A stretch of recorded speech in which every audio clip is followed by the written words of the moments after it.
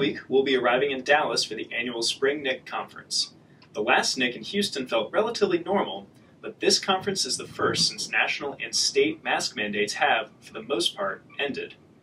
And finally, the general consensus seems to be that we are in an endemic now.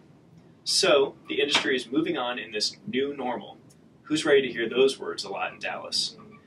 Given that, there should be a lot of optimism around rising occupancy, low construction levels, and COVID playbooks. But we hope some of that optimism is tempered with some realism.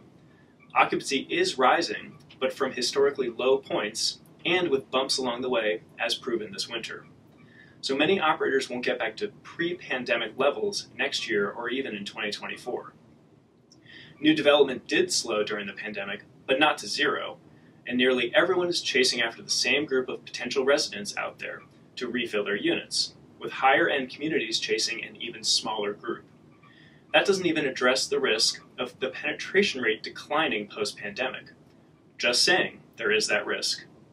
And providers are realizing they have pricing power right now, but for how long, and is it enough to offset rising costs across the board? Taking all of this into account, investors need to be realistic about their expected returns, as acquisition totals are set to boom this year. Hopefully this doom and gloom doesn't scare anyone away from talking to Steve or me in Dallas, and we'd love to be proven wrong. See y'all there.